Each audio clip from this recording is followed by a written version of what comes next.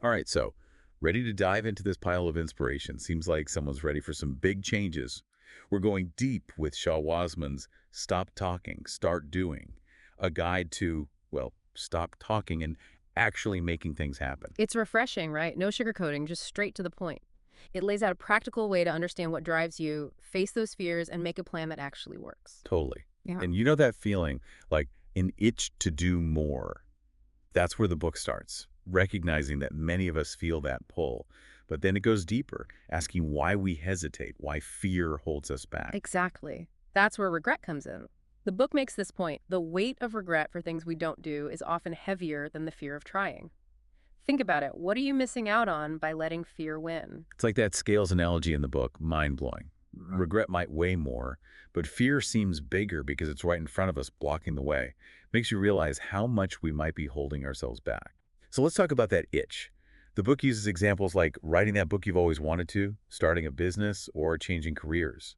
Right, and it's important to remember that itch can be different for everyone. For some, it's a clear call, like wanting to write.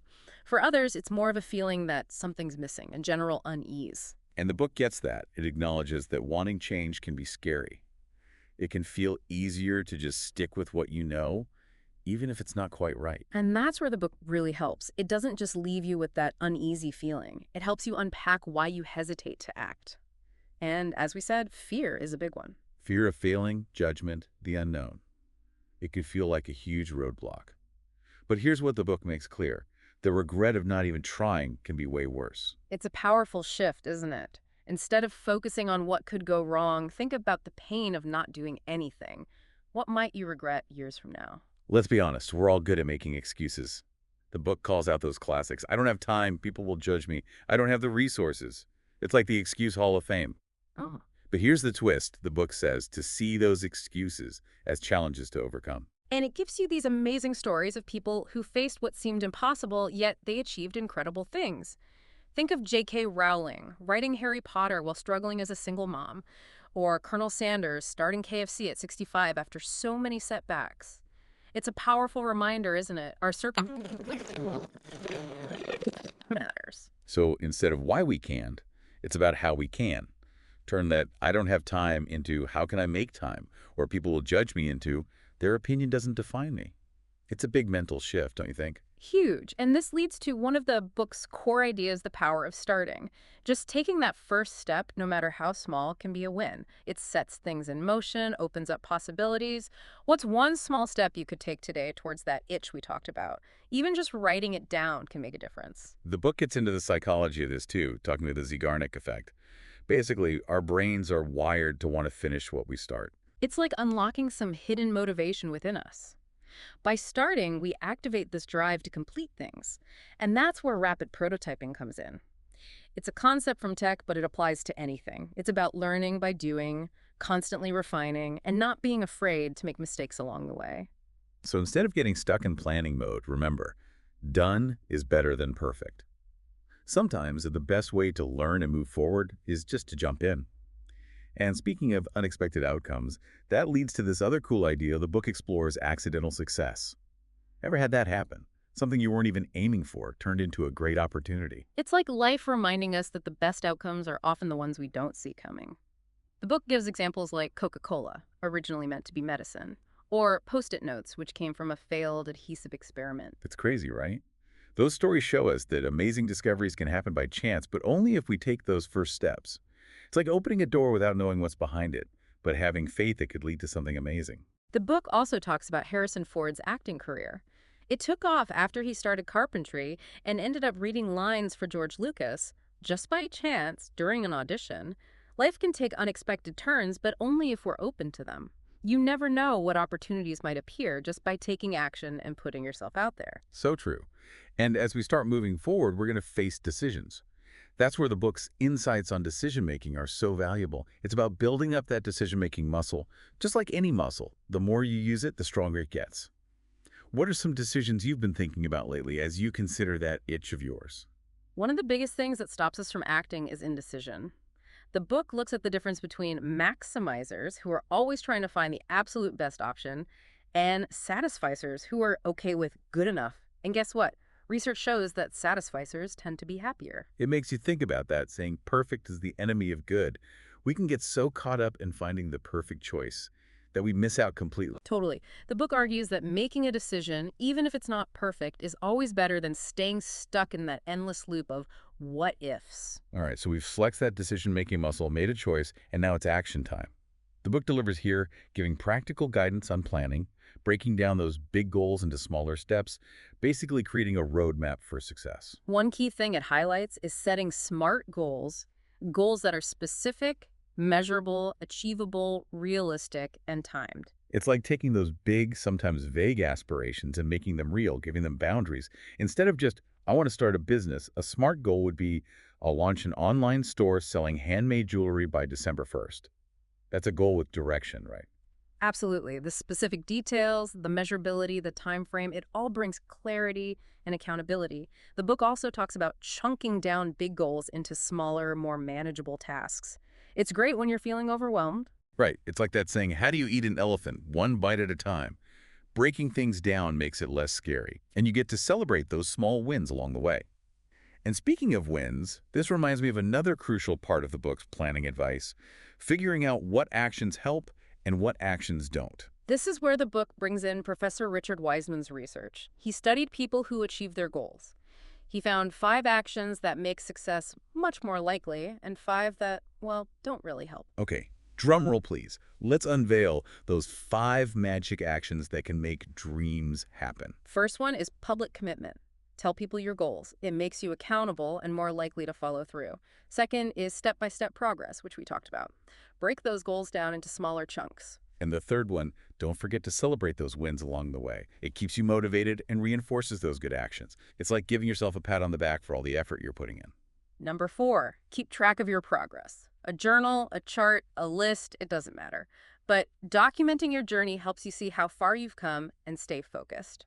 And last but not least, focus on the positive reasons for making this change. Why are you doing this? What good things are you working towards? This keeps you going, especially when things get tough. There you have it, 5 powerful actions backed by research that can really boost your chances of hitting those goals. But just as important, we need to expose those 5 actions that Wiseman found, well, not so helpful. All right, let's unmask those sneaky saboteurs. Number 1, hero worship. Turns out putting a picture of your idol on the fridge won't magically make you like them. Shocking, right. Number 2 is focusing on the negative.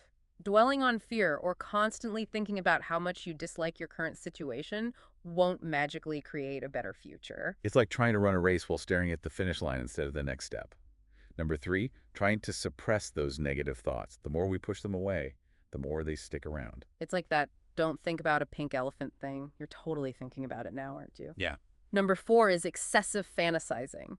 Daydreaming is fun, but it doesn't replace taking action. It's like planning a dream vacation, but never actually booking the flights or packing your bags. And finally, number 5, relying solely on willpower. Willpower is great, but it has limits. It's like trying to run a marathon on a single energy bar. You need a plan, support strategies, and those helpful actions we talked about to really make it. Okay, so we've covered a lot here. Identifying that itch, turning excuses into challenges, the power of starting, smart goals, and those helpful and unhelpful actions. It's like we're building a toolkit for taking action step by step. And amidst all this practical advice, the book also gets into some really deep ideas about what drives us, It explores that whole fear and regret thing, the role of accidental success, and the truth about maximizers and satisficers. And that brings us to something I think is super important for anyone serious about making a change, the power of a personal slogan. A slogan, like a company motto. Exactly. But in this case, it's a personal mantra, a phrase or even a word that captures your commitment to taking action. It's a reminder of your goals and your determination to achieve them. A mental nudge to stay focused and motivated. That's interesting. What kind of slogans work? It depends on you and your goals. Yeah. But some examples could be talk is cheap, action speaks, done is better than perfect, or even just start. Do any of those speak to you? Or can you think of others that might work for our listener? The point is to find something that speaks to you personally and keeps you inspired. Absolutely. It's like having a mini pep talk ready to go. And speaking of pep talks, I think it's time to move on to the book's final section, which is all about actionation. We've laid the groundwork, explored the mindset, and now it's time to put those insights into practice, ready to figure out how to make those dreams a reality. I'm excited to see how the book ties everything together and gives us those final actionable steps. So if you're ready to stop being a spectator in your own life, let's jump into the final chapter of Stop Talking, Start Doing. Get ready to roll up those sleeves and put those doing muscles to work. The book really hits home that just knowing you want to change, understanding the fear and regret thing isn't enough. It's about actually doing something. That's where starting is so important. Yeah, it's like the book's this big cheerleader, pushing us to take those first steps, even if they're shaky. It's saying, once you start, something changes. You go from thinking about it to doing it, from being on the sidelines to being in the game, shaping your own future. And what I find interesting is it doesn't tell you exactly how to start. It gets that everyone's different. The how depends on you and what you're aiming for. Right. It's about finding what works for you, setting a date, doing a small thing each day, or even just saying your intention out loud. But one thing it really stresses is fighting procrastination. We all know that feeling, right? Putting things off, finding any excuse to delay. You mean that battle between I should do this and Netflix is calling? It's real. Exactly. The book gets into the why behind procrastination, how our brains love instant gratification. Those distractions can easily derail us. So how do we fight those urges? Because let's be honest, sometimes those urges win big time. Well, the book gives some great tips from Professor Piers Steele, a procrastination expert, on outsmarting those tendencies. One I like is Sully Tempting Alternative. Focus on the downsides of those distractions, almost make yourself dislike them. Like that example in the book, imagining your TV remote covered in sticky stuff or the fridge door falling off from being opened too much. Make those temptations less appealing, even if it takes some imagination. Right, like turning those distractions into something gross. Another good one is getting rid of things that trigger those distractions. If your phone's buzzing with notifications, silence them, put it away. Create an environment that helps you focus. It's about setting yourself up for success. All right, Make it easier to focus on what matters. exactly. And speaking of focus, the book talks about this powerful thing that happens when we actually start something, the Zeigarnik effect. Oh yeah, this is fascinating. Like having a built-in accountability buddy in your mind. Right. It says our subconscious minds are wired to remind us to finish things we've started.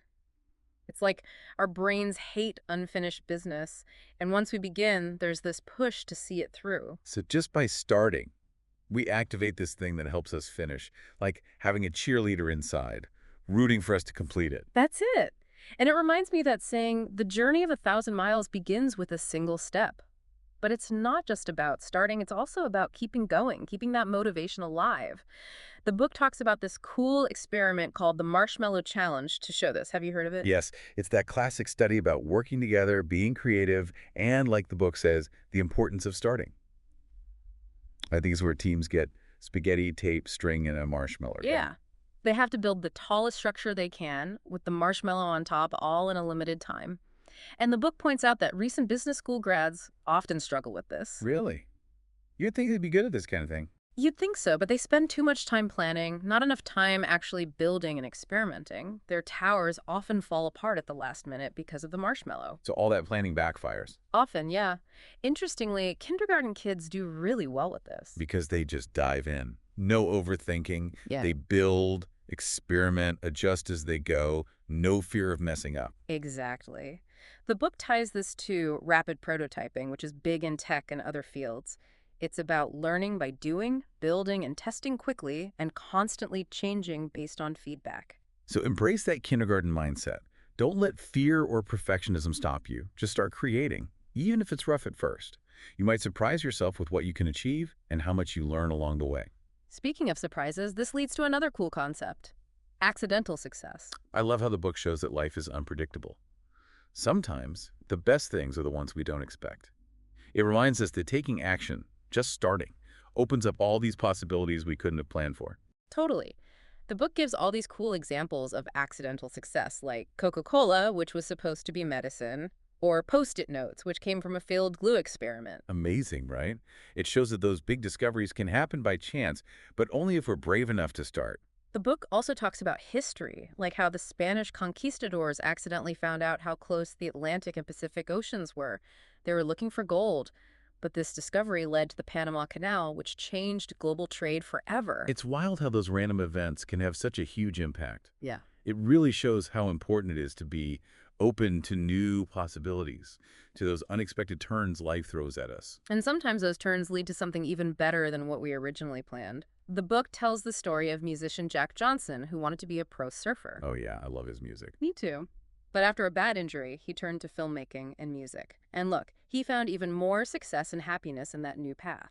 It shows that sometimes setbacks can be blessings in disguise, leading us to things we might never have discovered otherwise. The book also talks about Harrison Ford. He wanted to act, but he was working as a carpenter to make ends meet. And guess what? He got hired to build cabinets at George Lucas's house. And while he was there, he ended up reading lines for actors auditioning for Star Wars. And that random chance led him to Han Solo and superstardom. It's a classic story of being in the right place at the right time, but also being open to those unexpected opportunities. Exactly. You never know what might happen just by putting yourself out there and taking action. It seems like the takeaway is that taking action isn't just about reaching a specific goal.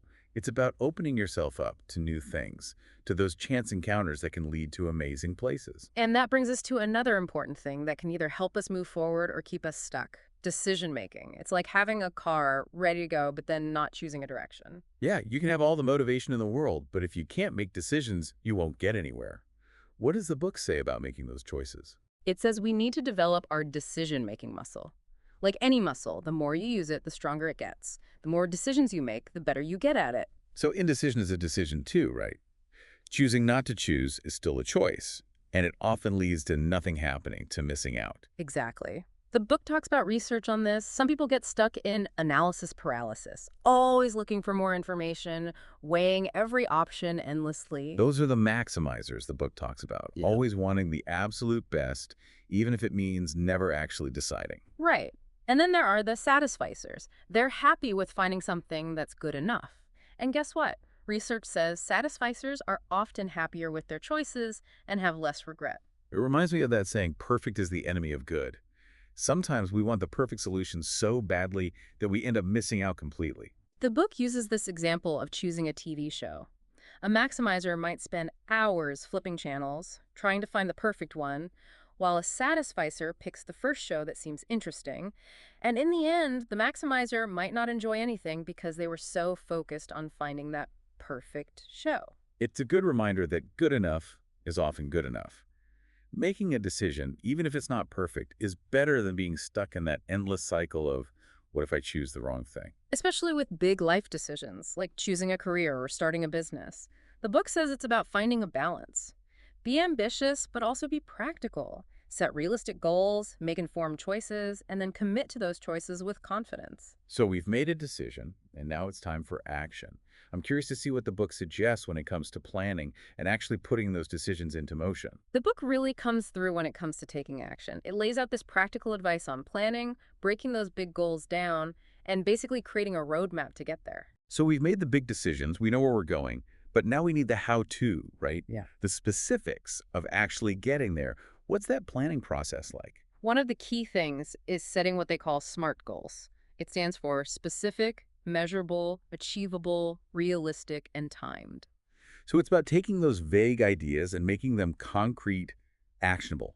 Instead of, I want to be healthier, a SMART goal would be, I'll exercise for 30 minutes 3 times a week and eat more veggies for the next month. Exactly. The details, the measurement, the time frame, it all brings clarity and makes you accountable. It turns a general wish into something you can track and work towards. It's like having a map instead of just a vague idea of where you want to end up.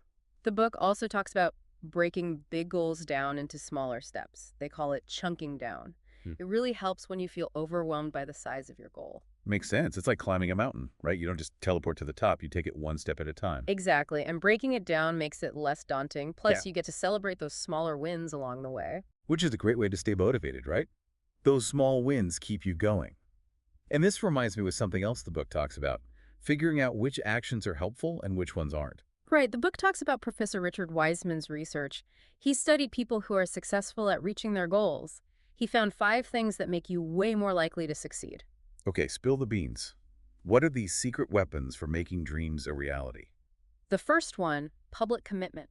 Tell people your goals. It makes you accountable, and you're more likely to stick with it. The second is step-by-step progress, like we talked about. Break those big goals down into bite-sized And pieces. number 3, don't forget to celebrate those wins. It keeps you motivated and reinforces those good habits, like a little reward for all that effort you're putting in. Exactly. Celebrating those wins helps us stay focused on what we've already achieved, not just on what's left to do. Number 4 is to keep track of your progress. A journal, a spreadsheet, a list, whatever works. But documenting your journey helps you see how far you've come and stay focused. And last but not least, focus on the positive reasons behind your goal. Why are you doing this? What good things are you working towards? This helps a lot, especially when it gets tough. There you have it. 5 powerful actions backed by research that can really increase your chances of reaching your goals. But just as important, Wiseman found 5 things that don't help. Interesting. So it's not just about doing the right things, it's also about avoiding the things that sabotage us. All right. What are those sneaky saboteurs? First, hero worship.